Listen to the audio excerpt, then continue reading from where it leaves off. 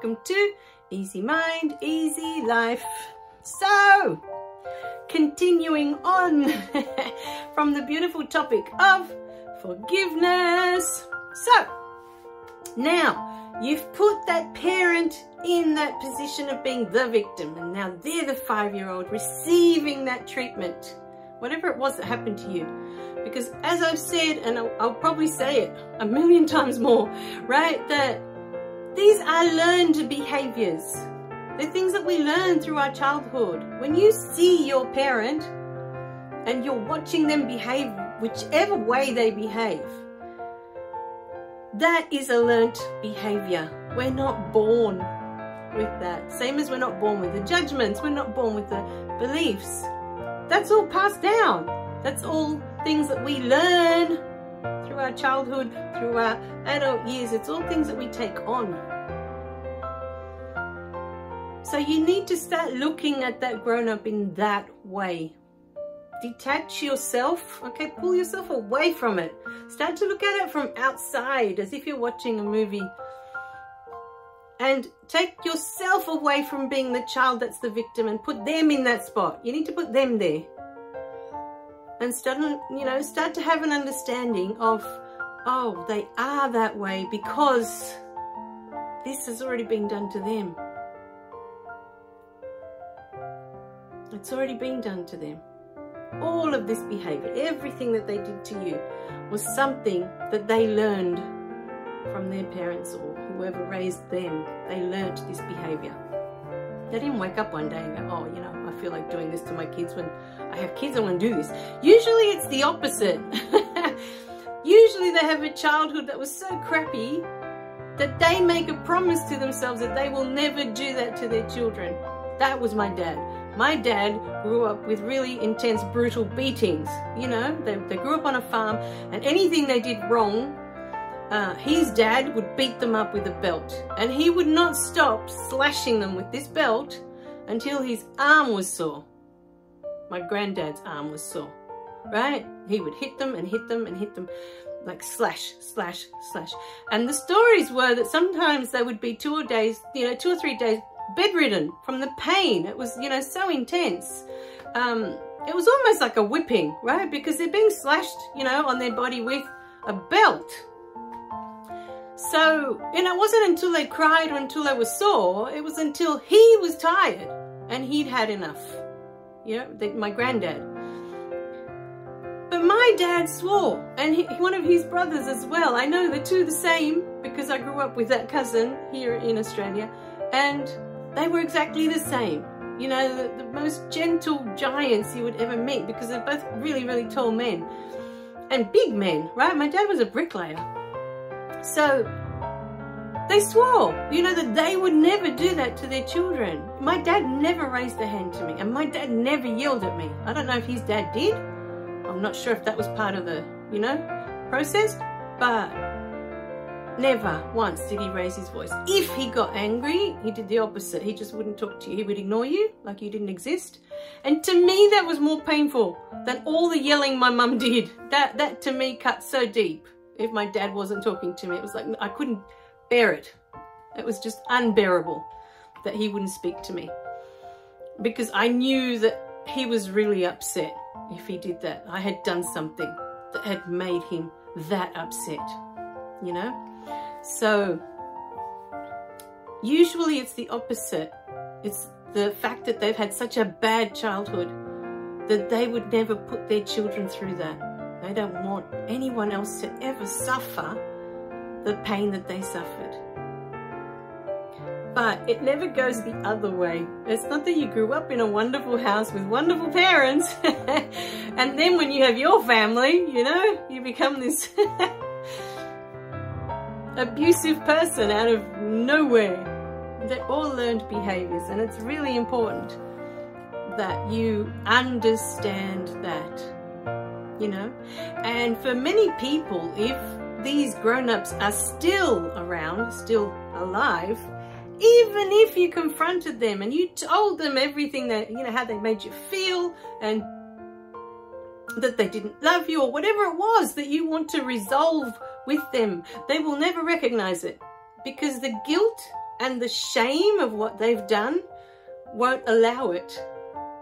They won't want to talk about it. Because on top of that, you don't realize that when you do it yourself, the guilt and the shame consumes you. That, oh, I've treated my children that way.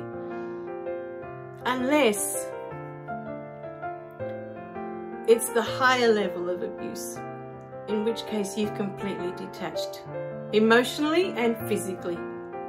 There's a detachment that happens where you just become numb. You just don't want to feel it anymore. So to go to that person to try to resolve anything is like talking to a wall. You probably get more emotion out of a wall, more feeling. Because that person, to get through what they went through, had to completely cut themselves off.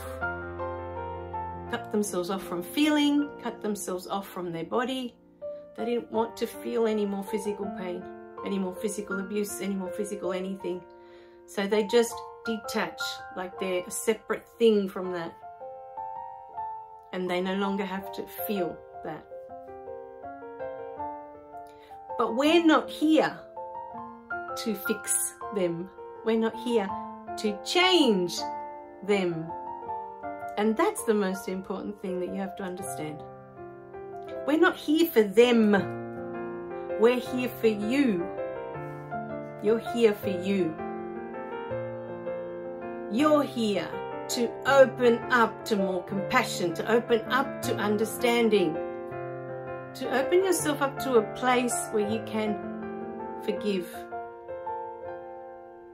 And like so many people say, it's not we want to forgive and then it's like, oh, what they did was acceptable. That's nothing to do with forgiveness. Forgiveness isn't about saying it was okay. What they did to you was okay. Okay, forgiveness has nothing to do with that. Forgiveness is for you.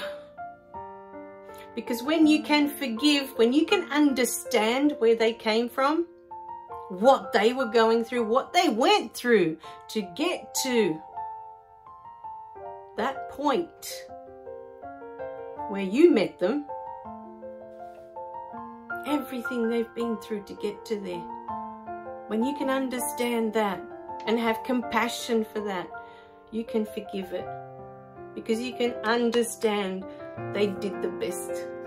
They knew how.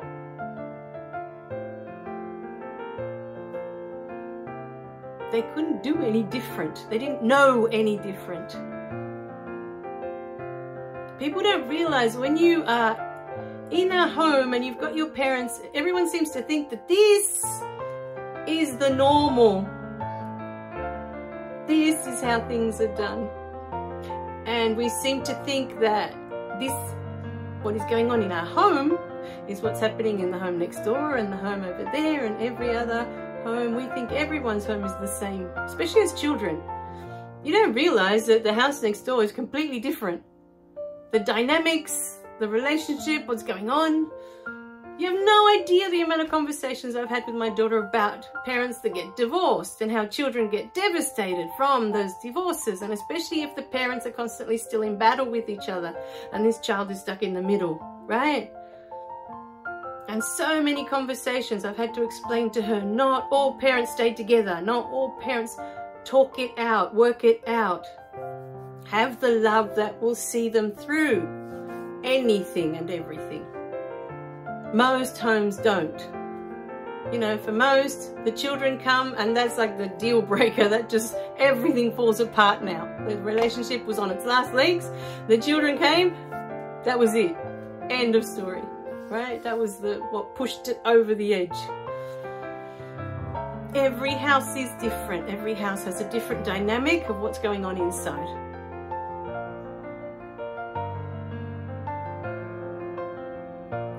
So,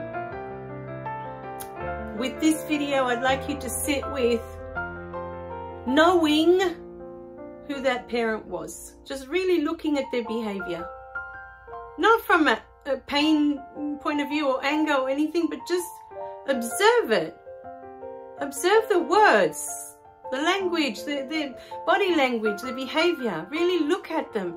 And instead of looking at yourself as the victim, see the pain in their eyes. See the pain that they were coming from.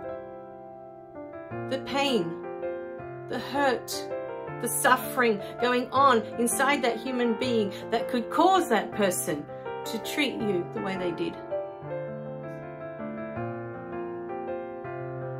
And then forgive, because you can understand that they couldn't do any different. They couldn't do any better. They did the best that they could do with what they had, with what they'd been given. They did the best they could do.